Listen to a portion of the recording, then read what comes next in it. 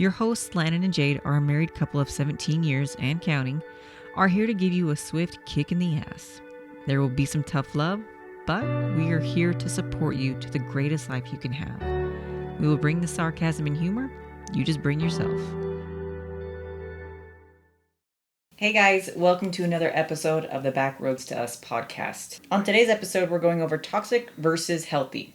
So let's talk about what does it mean to be toxic. A toxic person is someone who's harmful to others. So toxic, everyone thinks of poison, poisonous. When you're around those people, they just suck the energy. They suck the life out of you. They like to hurt other people. It kind of makes them feel better about themselves. And when you're in a social situation, you can usually tell with the words they're saying, their behavior, their actions, the attitude they have towards other people. But what if you're the one who's the toxic person? I think sometimes it's really hard to stop and take a second and look at yourself and say, maybe I'm the issue. A lot of people like to play the victim card. But what if you're actually the problem? So let's talk about maybe some of the scenarios and when they can show up, because toxic isn't just a relationship, marriage, boyfriend, girlfriend. It's also in your friendships. It's in your family. It can be in a work situation. I mean, toxic is everywhere. So we're going to go over some of our top 10 toxic behaviors, and kind of take a look at these and see if maybe you're the one who is this. Like, take a second, and when you listen to this, let's not get defensive about it. Let's take a second and listen to it and ask yourself, do I do these things? Do I portray this way? And if you are the person, we're going to talk about some of the healthy sides of this as well. So we've got about 10 of them, and we're going to only go over 5, but let's go some of the 10 things to know if you're a toxic partner in your relationship. You are a control freak. You always want things to be your way. You don't have boundaries, or you don't respect their boundaries. You want your partner to fit into an image that you like. You only care about your needs. You withhold emotionally. You minimize their feelings and emotions. You make your partner feel like they are walking on eggshells. And you don't know how and when to admit mistakes. And one more, you're insecure and clingy. Okay, so let's just start with, like I said, we're going to go over 5.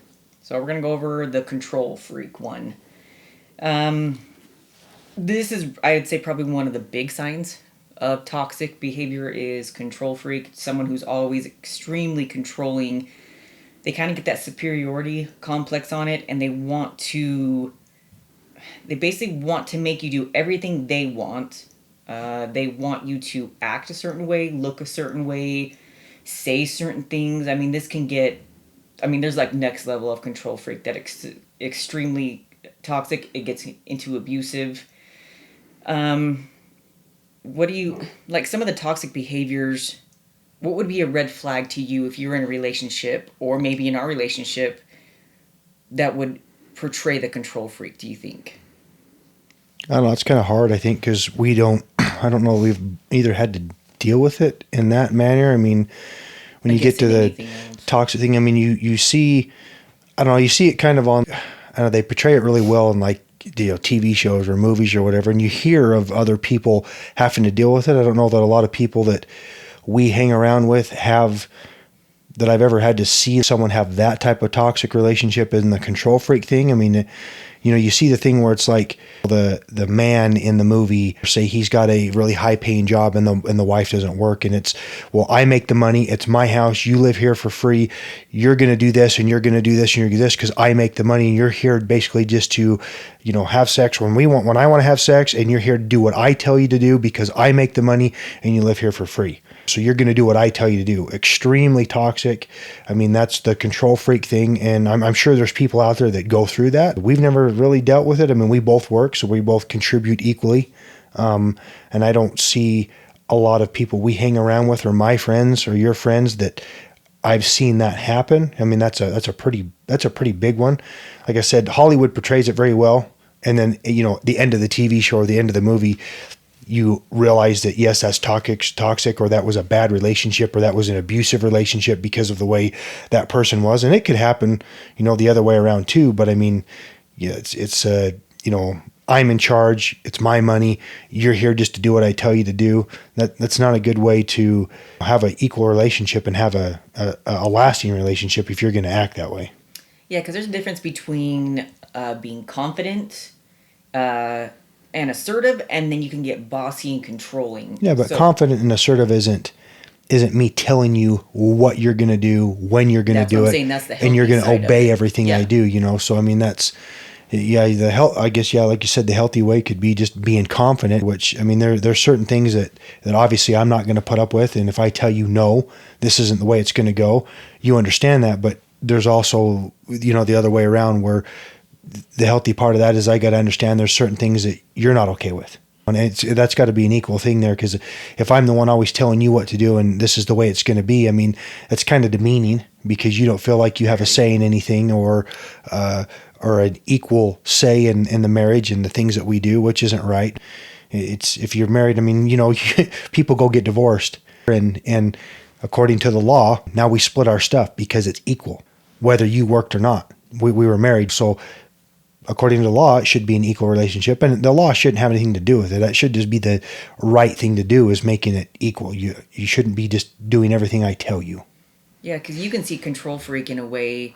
I've seen it where some women dress a certain way because their husbands don't like the way they dress. They want them to fit into what they think is what they want. Or let's go in the control way of they have to know where you are 24/7. If you don't text them or you don't call them, they have a freak out. I mean, it's a meltdown. They put trackers on your phone. There's a difference between wanting to know where someone is and having that of I need to know you're safe and you're fine. And then there's the type that you can't do anything without their approval. That's where you got to go into the, like you said, that part of it. The healthy part of that is it's a respect thing. Mm-hmm. The healthy part is respect. The respect I have for you is, hey, if I'm going somewhere, I text you and say, hey, I made it. All that is, hey, let you know that I made it and I'm safe, which, okay. If you're on the way back from a hair appointment, hey, I'm leaving the hair appointment, I should be home in 20 minutes. Okay, great. Well, if you don't show up in 20 minutes, did something happen? Did you get in a wreck? Do you need help with something? Sometimes, I get it, the time may vary just because of traffic or whatever the situation is, but, that's more of a respect issue rather than demanding this is going to happen and you're going to tell me and I'm going to put a tracker in your phone. Because with us, if you were to put a tracker on my phone, I'm going to go find a thing that's going to block the signal and I'm going to put my phone in a bag and you can bite me. But if you're going to do it equally, and I'm going to tell you where I'm at, and you're going to tell me where you're at, and you're going to have that mutual respect, is, hey, it's a safety issue or it's a respect issue, just to let you know where I am, so you know what's going on, so you're not just wondering, hey, where have you been for the past 4.5 hours? It'd just be kind of nice to know, hey, I've been at work, I was at the gym, you went tanning, went to the grocery store, whatever, so that you know that, hey, I didn't get in a wreck and I'm in the hospital and nobody knows where you are. Yeah. So you can, that can be a bad thing and it can be a good thing depending on how you want to do it. I could be a secretive about it and be like, you know what I'm going to do? I'm going to put a tracker in your phone without you know it. I'm going to put it on your car so I know where you are 24/7. Which there's your toxic portion. It's like, I'm not even letting you know. Yeah. I'm just going to track everything you do so I know where you are. You're taking away all their choice. Yeah. I mean, they're still able to do what they want, but I'm monitoring everything you do. I mean, it's like you're an inmate or you're a child. It's like, if I go put that tracker on your car, it's like, now I know everything you do and I'm going to follow you everywhere you go, make sure you're doing exactly what I think you should be doing, So now if you leave to go somewhere and you say, hey, I'm going to get my haircut, and then you let me know when you're there, I'm not going to go follow you. I'm not going to put a tracker on your phone, because there's the trust part where I trust that that's what you're doing and you got enough respect to let me know, and I do the same for you. But don't you think that usually the person who's the control freak is usually the one who's doing something sketchy on the side? Usually the person that's controlling or the person that worries the most is because they're doing something behind the other person's back. And maybe it's not behind the other person's back, but they're doing something wrong or that they don't want their partner Yes, to do that's because where they're they doing the go. same Yes. thing or whatever, you know. Yeah. Usually they feel they're guilty to some extent. I think that's a big thing with that control is you usually see it the other way, that they're so controlling of a certain thing, like they're always afraid of someone cheating on them, so they're getting super crazy with watching them, and yet they're the ones who end up doing that. Like it's just always, it seems that direction, and it's super toxic. And usually you see the control freaks can usually they go towards the abusive. You tend to see that personality type go that direction. And that abusive thing, it's you know, one of those things where it doesn't have to be physical. It can be mental. Yes. It can be, there's all forms of it. So yeah. Okay, so let's talk about the second one for us that we want to talk about is they want you to fit into an image. So toxic with that would be you're trying to make your partners, their thoughts, their emotion, who they are, you want them to fit into something, whether that was before you started your relationship or whether that was you got married or something like that, and then they're trying to mold you into, maybe they want to mold you into someone like their family or like their friends, or they have this certain lifestyle and they want you to fit this image, and that's not you. And it's really toxic when they are basically taking away your identity to fit into what they want. They don't care what you want, who you are. They want to form you in to this little cookie cutter thing of who it is, and that is so, oh, it feels like chains on you. That would be horrible. well, I mean, why are you dating or married to someone in the hopes that you can change them into who they want to be versus finding the person that you want, that has the personality that you want, that has the likes you want, whatever, to begin with? Yeah. Why are you dating someone or married to someone that doesn't share that stuff, and then you're trying to change that person, and then later on down the road, you know, you get a divorce or you have a lot of complications in your relationship because, well, you're not changing to what I want, or you say I've changed or whatever else. Well, okay, fine, but I am who I am since we got married, since we were dating. Like, I'm not changing. This is who I am. And you had to accept that when we were dating. Otherwise, why did we keep dating? Like, why are you trying to morph me into something that you want versus being okay with who I am? You were okay with who I was when we were dating, so why are you not now? Now, you know, the healthier way I think to go about that is if you want to change or have a different like or want to change, you know, your body because of working out, or you want to change a mindset because of something you're doing, or say you got your tattoos or whatever, you're changing kind of who you are as a person because you found different likes, found out you didn't like this, you like this, you're molding into a different person.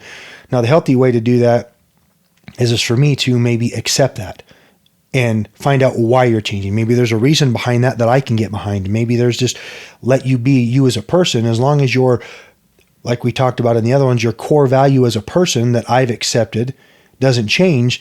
Then the little things that you're changing, why do I not be okay with that? Mm-hmm. Now, there's some things that, you know, you go above and beyond. You could totally change your figurement with too much, you know, plastic surgery on the face. You want to have little things done, okay?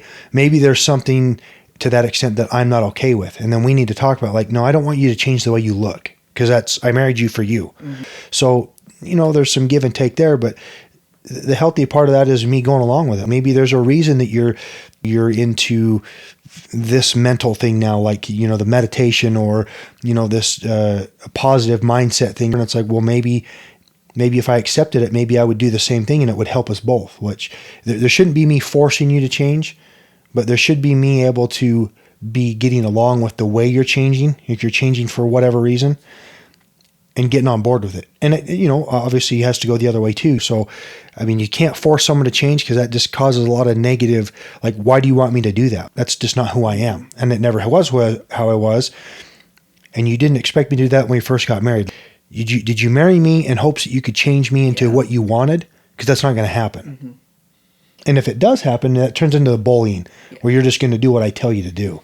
Yeah, I think there's a way to look at it too, in the sense of and I see this a lot with men and women, but it's a manipulative thing. When they first date, they conform to what they think that this other person is going to like. They're going to say, okay, I'm going to act this way, dress this way, be this way, because this person is going to find me more attractive, and I'm going to try to take interest in them when they really have no interest. So let's say you create a relationship with that, and then later on down the road, this person thinks they got this person.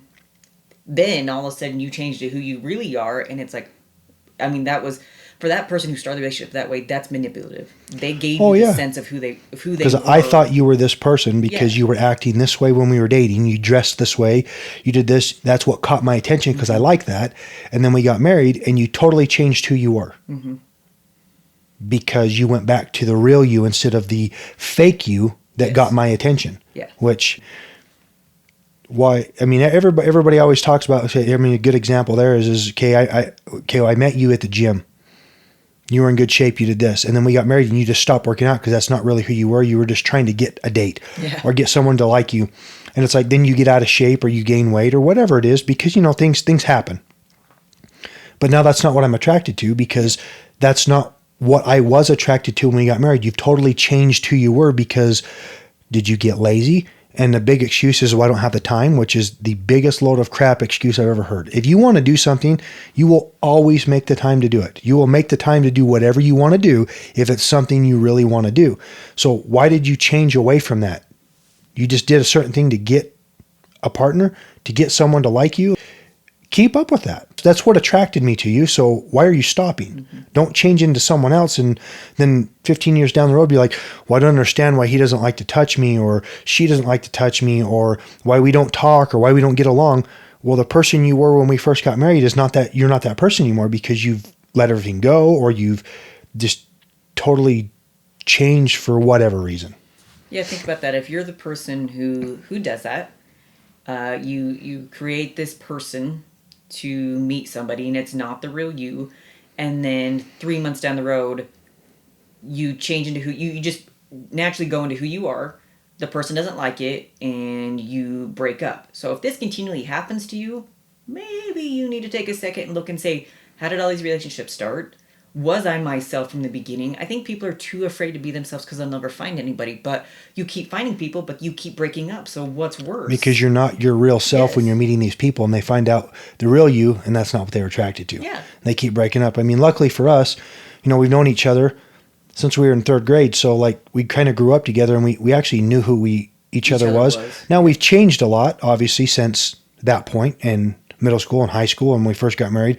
But luckily enough that we've changed together. Yeah. Like we've kind of morphed into liking the same things. So when we change, we find new things, we accept new things, and we do those new things as a couple and find we like the same things together and do those, which has helped us a lot just because we've grown together. We didn't have to, and we say these things and it's kind of hard for some people to do, I get, but we didn't go through that because I didn't have to act different to get your attention or you act different to get my attention because we already knew who we were. Yeah. Like we were friends in middle school and high school. So, and we've known each other for a long time. So we didn't have to do that. I have to dress a certain way or act this way to get your attention. And then all of a sudden, that's really not who I am. I'm going to stop doing it. So it was a little easier for us. So it's kind of hard to, you just see these things happen with other people and it's kind of confusing because obviously we didn't go through that. So it's one of those things that hopefully that, if someone were to just, take a little bit of a step back and look at it and find out, well, is that really who this person is in their off time or whatever else? And like you said, maybe you're that person. Maybe you're the one that's acting different. Maybe if you realized that you were acting different and you were yourself, you would attract the kind of person that liked you for you. Yeah. And it would help out that relationship. Well, you're catfishing the other person, so you think you're doing it to get somebody, but you're actually hurting you and the person who you're starting a relationship with. So you're hurting two people because you're not secure enough in yourself and who you are and your values. So you need to figure that out before you get into the next relationship. Because those people who bounce from relationship to relationship, there's a reason. And there's a way you need to figure that out before you jump in. Because like I said, you're not just hurting you, you're hurting another person as well. The next one is insecure and clingy. And we're not... the insecurity, I definitely went through, I went through some of that, being insecure about my body, about my mind, a lot of those things. The clingy thing, me and you don't get because we're not super clingy, but I've seen it in other relationships, and every time the person is so insecure about themselves, that's why they are so clingy, because they want that love and attention from the other person. They need the validation from that other person to tell me that I'm good, I'm pretty, I attract. Like they need But they outside want that validation to little make them kid feel better. attention Yeah. 24/7, and you see that drive the other person away because maybe Mm-hmm. that other person, like everybody needs a little bit of alone time sometimes. Now, if you need that alone time and every time you do something, that person's clinging on you all the time and won't let you have a little bit of just time to just breathe or whatever, it drives that other person away. So that clinginess, I mean, it can be pretty bad. I mean, we've never really dealt with the clingy part. I I mean, don't think so. there's everybody has insecurities in some form. So it's just a matter of getting around that. And that's a mental thing. But I mean, the positive way around that too could just be just showing a little bit of love and affection so that maybe it calms down that clinginess of the other person. And maybe, in all fairness, that clingy person, maybe they're not getting Yeah. a little bit of love and affection to satisfy that need they need to have. And so that you can go have your alone time, or so that person does leave you alone for a few minutes. Because you see some people even at work, they're at work and it's 24/7 texting their wife or their husband or their boyfriend, girlfriend, and then every 25 minutes they're on the phone with them and they have got to call them 25 minutes and then they hang the phone up and 30 minutes later they get a phone call from them again and they're talking to them all day and they're texting them all day. It's like, I'm at work. You need to stop. Respect. We can talk at home. I have no problem with that. We can talk on the way home, but is there no time? Are you so clingy that you can't just stop for an hour? I mean, come on. It's that clinginess. Now, maybe at home, that other person isn't giving that person a little bit of affection to satisfy that. That's why that goes on. I don't know. But I mean, man, that can drive someone away super quick. It's pretty suffocating. Yeah. And when you feel suffocated like that, I think for the other person on the other side, when that person is continually clingy, you almost feel like a responsibility to that person of they're telling you, you have to give me X, Y, and Z to make me feel good. You have to do this in order for me to feel good. So you're making them responsible for your emotions, and that's not right. This other person is not responsible for how you feel. If you're happy, if you're sad, you are responsible for those emotions. Now, if they do something to you, if all these things, if they're doing this toxic stuff, obviously that's going to have an effect on you, but you can be happy by yourself. Now, if the other person, I don't like the fact that people say, you are the reason I'm unhappy because you didn't give me this. Okay, did you communicate that? Did you ask that? Or is it just you doing that because... Well, it's always your someone else's validation? fault because Yes. no one is ever willing to take responsibility for themselves. It's always, who can I blame for me being unhappy? Yes. You're unhappy because of you. You need to fix your shit and get your stuff together and find out why you're not happy and stop blaming someone else for your unhappiness. Because you see that all the time. Well, they ruined my life, or I'm unhappy because of you, because you're not giving me the life I want. Well, why are you so incontent all the time? Why are you unhappy? Maybe you need to fix yourself and find out that you are actually the problem and stop blaming everybody else for your problem. But it's easier. No, it's easier to way blame easier. everybody. Yeah, because you have someone to blame. Yeah, it's easier to be the victim because you don't have to take responsibility But for your actions. you people that are always claiming to be a victim in the problem that they They created usually are. is horrible. They are the problem. You created this problem. You made all of these people mad at you. You did this to these people and offended them. You did this to these people and wronged them in some other way. And then you're like, well, everybody's mad at me. No one likes me. No one wants to talk to me. You're claiming to be a victim in a problem you created. I don't want to be around that person because the person that's always the poor me, the poor me, the poor me, nothing ever goes right for me. I don't know what I'm going to do, blah, blah, blah. That's toxic. It bleeds over into you and makes you feel the same way. It's like, you got to get away from those people. You can't be around the people that are always downers because it seeps into you. It makes you feel that way. Mm-hmm. Things are going to go wrong in your life, but why did it go wrong and what did I do wrong? How do I fix it so it doesn't go wrong next time? Instead of moping around and it poor me all the time, who wants to be around that person? No, and why do you always want to feel that way? Like, you as the It's person... depressing. Yeah, who wants to be in that depressive state? Some people are literally addicted to that emotion. And psychologists will talk about that, is that being unhappy, being sick, having bad things happen to them is an addictive thing because they're so used to that. They almost get like that dopamine effect because they're so used to it. So when when they do things that make them happy, it's like it freaks them out. They don't know what to do with that because they don't do that. And then it's safer. It's more comfortable to be unhappy. You just got to find how to have a positive mindset in that situation, because it's, I mean, like I said, you sit there and be depressed all the time. It causes all kinds of things. I mean, bad mood, weight gain, I mean, everything, because you're depressed, you eat like shit, which is unhealthy for you. You got to get out and do some stuff that gives you some positive natural dopamine. Eat correctly, go to the gym, work out, go outside and be in the sunshine. Just go. I mean, I don't care if you want to go to the gym, just go outside and walk. Mm-hmm. It's nice outside. It's sunny. Just be outside in nature and just get some fresh air. I mean, have a positive surrounding around you, and just, I mean, shit, I don't know, go to the pet store and hold a puppy. Yeah. I mean, really, I mean, what makes you smile? I mean, be that happy person. I mean, it's hard to be happy 24/7 because stuff's going to happen in your life, but you can't let that one bad thing draw you into this hole and be like, now you're depressed. Mm-hmm. Yeah, all of that will bring into you being the person who's insecure, and then that creates you being clingy. So if you feel like you're that way, maybe check a little on that. All right, let's go into the next one, which is minimizing feelings and emotions.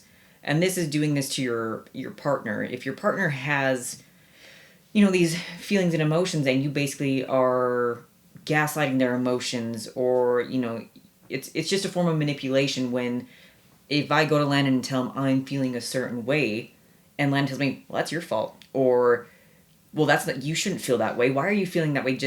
Or they just totally ignore you. They just 100% they hear the conversation and they don't say anything to you. I think when your partner does that to you, the amount of sadness you get when your feelings don't feel respected at all. Yeah. I mean, you start doing that, and you make it sound or feel like everything about you or your opinion or anything going on with you just doesn't matter. Yeah, that's a good way to put it. So I mean, you gotta, if you're feeling sad or really happy about something, or scared about something, or whatever the emotion is, you don't, as me, don't just blow that off. It's like, okay, well, you're really happy because of this. Well, why are you so happy about it, or what's going on? Okay, maybe that's something we need to go strive for, because this is making you that happy, or it's making you feel good, or the attention's making you feel good, or whatever the situation is, or made you feel sad, depressed, scared, and you don't know why. Why is this making you so sad? Maybe I need to understand why. Mm-hmm. So part of that is me trying to, or you trying to listen to the other person and take an interest in what that emotion is, so that I understand why you feel that way. It's important for you to be heard. Yes. And me understand why something is making you feel whatever the emotion is. Yeah, because we're not always going to feel or think the same way. So if like I said, if I'm super happy about something, or if I'm super sad about something, I don't expect you to feel the way I'm feeling, but just the acknowledgement of, okay, you're sad about this. Okay, well, I understand it. Maybe I can't do anything about it, but I understand that you're sad. What do we need to do to either... something, the other day we were in the car and you said a song come on, and I only caught the last, I don't know, quarter, half of the song. And you said every time this song comes on, it makes you cry. And it's like, well, okay, so I don't respond to it, but you listen to the song. What is it saying? Maybe I understand why it's making you cry, or maybe it's a door opening to something deeper that I don't understand that's going on in your life. This song says this because you're sad about this issue, which reminds you of this issue. So or you're sad of, an issue that I'm not understanding. Well, it's like, if you were to listen to the song, I may not be sad about the song too, or really care much about the song, but maybe that song's making you sad because of this issue that happened yesterday, 15 years ago, whatever that it makes you think of. And it's like, oh, I understand why that makes you sad. Well, it's not dumb that it makes you sad. And I could say, yeah, okay, whatever, I don't care. The song makes you sad, whatever. I could change the channel.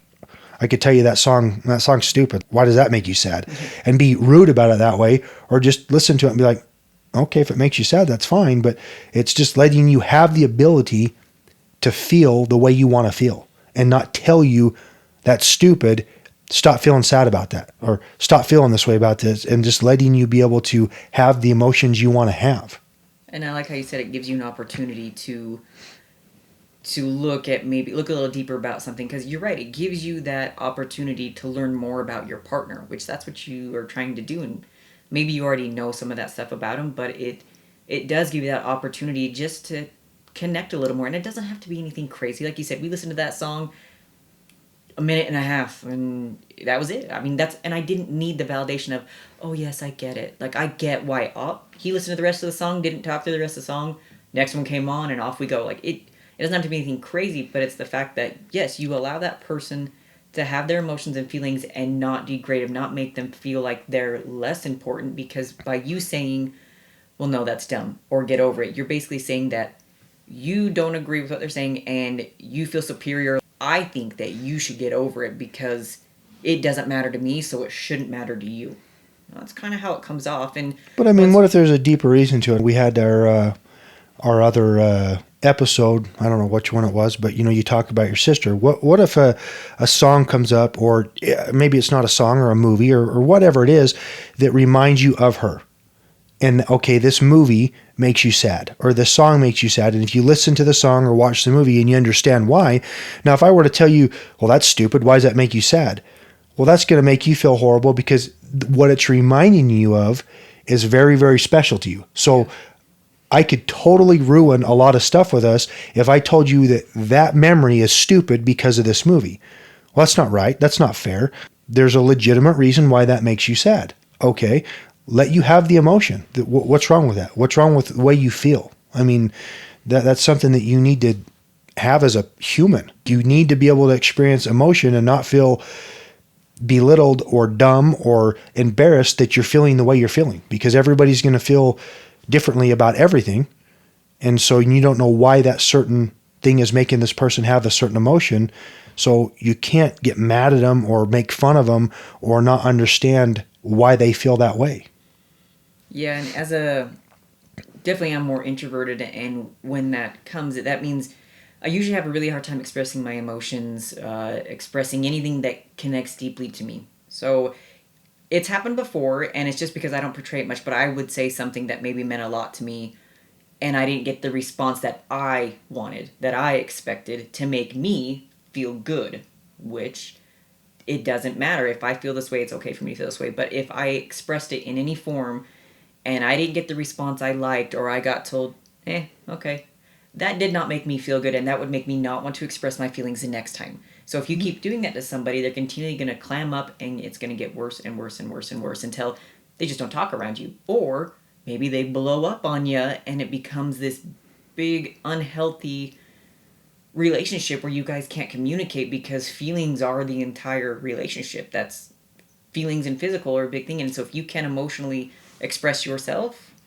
and you keep getting shut down, you're not going to have a healthy relationship at all. Okay, and the last one we want to talk about is only caring about your needs, which is kind of pretty self-explanatory.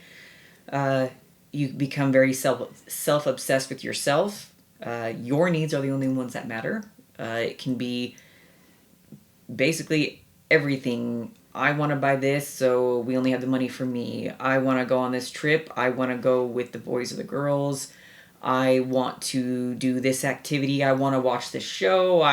Whatever. I mean, if you only see things one-sided of, it's all about me, it only cares about me, that other person feels very not validated. They are just a placemat in the relationship because it's all about you. Well, and that kind of falls into the first one about being controlling. I mean, if you're only concerned about you, your own emotions, your own activities, your own just me, you're going to be very controlling as well, because it's all about me and you're going to do what I tell you to do and you're going to let me do what I want to do. But yeah, I mean, it doesn't even have to be as far as controlling. I mean, it can be as simple as, like you're saying, every time you have a little bit of extra money that you're doing something with, everything you do is for you instead of the two of you. Or, hey, you know what? I'd like to buy you this because you've been wanting it, instead of me.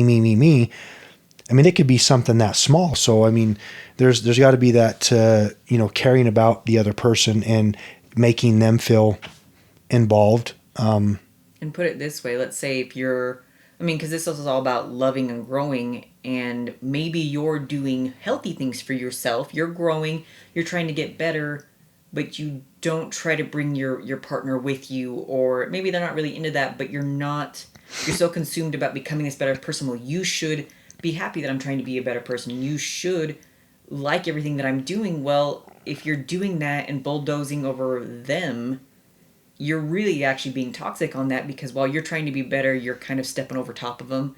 And again, you're not listening to them. Even so, like when we first were married, I'd go to the gym all the time and you wouldn't. But instead of putting everything I want to do first to get you involved with it, whether you want to go to the gym or not, what could we do together? We could both start eating healthier. Doesn't mean you got to go to the gym, but now you're being involved in a little bit of something I'm doing. You get the other person involved a little bit, and maybe they start to grow into liking it. But yeah, it's one of those things that one's kind of tough. I mean, because everybody wants obviously what's best for them. That's just human nature, and everybody should strive to be their best person and do what's best for them. But when you're in a relationship, you gotta want the best for your partner as well. I mean, you gotta want them to succeed. You gotta want the best for them. You want to have them come along with what you're doing, and you want to go along with what they're doing, and grow as a couple so that you both succeed. Because if it's just you, like you said, the other person feels left behind, and maybe like they're not part of the group or they're not part of the relationship or whatever, because it's just nothing but you. Even if, say, if I had a job where, say, we made millions of dollars and you didn't have to work. Now, if all I did was go to work all the time, say I always bought you stuff. Okay, well, it's great. It's great to get gifts or whatever. But if I don't ever include you in what I'm doing, you can still feel like that person that's not included, or you're lost in the relationship because you don't get included in anything. Yeah, you get bought a lot of stuff, but it's like what's tying you to that relationship is monetary things. Mm-hmm. And you're just like, okay, when's my next gift coming? Or yeah, thanks for buying stuff. But just because I have money and I buy you things doesn't mean you're happy, because it's not buying happiness. Now, if you were included in a lot of things that were going on, and maybe there was, if I had the money to set you up a side business and we did it together and we're included and we're doing something together, it makes you feel more fulfilled, because it's that togetherness that you feel like you're a valuable part of something. And it's just not me, you're included with that. Yeah, and I think all of this caring about needs can go into so many different forms of it. It can be emotionally, if you're only concerned about your partner's happiness, making sure they have what they need. If you both have had a really good day or something good happened, and your partner comes home and you start talking and they cut you off. Well, this is my day, and then you just kind of allow it, and then you build them up, and then they never talk about you or your day. Sometimes I think the other person can put themselves in that bad spot because they're always trying to. They're kind of letting themselves be walked over because they're so concerned about this other person of, okay, well, I need to make sure they're happy. I need to make sure that they have everything they need. When they're happy, then I'm happy. And I kind of think that's a load of crap, because... Well, that's a good way to be, but you got to realize that, on the other fact there is, finding out, well, maybe I'm the toxic person there. If you're always asking me, how's your day doing, and asking how I'm doing and what can I do for you and blah, blah, blah, and all that other stuff, trying to be that person, but I never do that back. Yes. Then maybe I'm the toxic person, because I'm not asking you how your day was. What did you do during the day? What can I help you with? I've got a day off. Is there anything you need me to do today? Do I need to go to the grocery store for you? Do I need to do this? If I'm not doing that back and you're the person that's always doing it, maybe I need to, look at it and say, maybe I'm that toxic person there that's not giving you what you need in, putting you first, because you're putting me first. Mm-hmm. And you're worried about my interests and my feelings and my day. But did I do that for you? And that could, like you said, make that other person feel a little bit lost because they're not getting what they're giving. Because when you're giving so much to the other person, because yes, a lot of people, that's what you want in a relationship. You want them to feel good. So you give. But if you never get anything in return, then that's a toxic trait. And I think we need to understand that toxicity can have levels. Everyone, I think, has a little bit of toxic in them. They do, and they've either had it in the past or they have it in the present, and everyone has little forms of it. The thing is, you need to be self-aware of what those are and when they show up, but you gotta understand you're human. You're gonna do things, you're gonna make mistakes, you're gonna be a little toxic, but if you don't let it get out of hand, there's ways to fix this. I mean, number one, self-aware. Go through these things. Check yourself. Am I this? Do I do this? Maybe I only do it a little bit. Maybe not a lot. Maybe I'm not crazy, but there's like a little seed of it planted, and it's kind of starting. Oh, okay, well, let's catch this early. Well, there's been times, yeah, because if I come home from work and you ask how my day was, I do notice there's sometimes where I don't ask you, and then I think about it, and it may be 10, 15 minutes later, but I try to ask you how your day's doing. So, I mean, you don't catch it right off the bat, but you start to see these little things, and it's like, oh, geez, I didn't even ask how your day was doing, or what you're going through, which we have a little bit different, and we usually spend our lunch hour doing that when I'm at work, asking how your day's going. But yeah, there's got to be a little bit of you looking at yourself a little bit and making sure you're not that person, because you may be that person and haven't realized it. It may not be your partner's fault, may not be your friend's fault, may not be your family's fault. Maybe you're the toxic person in that relationship that's doing that. Or maybe you need to realize that, or why you're never getting along with somebody, or why you can't hold down a relationship, or why your friends are always mad. Well, maybe it's not your friends. Maybe it's you. Maybe you just need to look at it and say, oh, geez, I'm the one doing that, And that's hard because no one wants to admit they're the one that's doing that. Yeah, and it's a lot of taking ownership. You have to want to take ownership of yourself and your life in order to get better and feel better, because, like you said, if you continually have bad relationships, dissect that. Take a minute. Is it me? Do I continually make bad decisions? Do I choose the wrong people? Am I choosing people from past traumas or something that make me want this? Okay, dissect it, find out what those issues are, and then let's fix it. Let's find ways to grow. And let me tell you, it's not comfortable. It doesn't feel good. Like, fixing your toxic traits is not easy. It can get lonely. I know I've gone through a lot of it, and it doesn't feel good. But on the end, when you fix those, my gosh, your life is so much better. It grows so much. You all the opportunities that come into your life because you've basically come to your core values. You figured out who you are, and you're only accepting the good in your life. And you're only going to attract people and opportunities that match that. So I think you have to have a lot of self-love. You have to have a lot of forgiveness, because you're human. You're going to make mistakes. And, I would like to take that on the other hand to say, if your partner is the toxic person as well, and they have these toxic traits, it doesn't mean that the relationship needs to end right away because they're done. Like, these toxic traits are horrible. We can't work on it. Well, no. Maybe there are ways you can bring these up with your partner, and you can start gradually fixing these things while looking at yourself, because it's not always them. But yes, if they don't make those changes and they continually throw these traits back on you, they're gaslighting you, they're not listening, then you really got to make the best decision for yourself and look at it, because you have to be happy with yourself, and your relationships are a big part of that. And I hope that some of these have kind of brought a little bit of light to maybe some of your situations. There's a lot of toxic traits. We only went over 5 main ones. There was at least 10 or more. There's a lot of them. So if you want some more information, maybe look online about toxic traits. And if you feel like you are doing some of those, find ways to fix it. Find ways to be a better person, because it's all, you are the problem, but you are also the solution. And that's the greatest and most freeing thing ever, is to know that you can fix it and you can have a good and better life. And we really appreciate you guys being here today, and we will see you next Wednesday.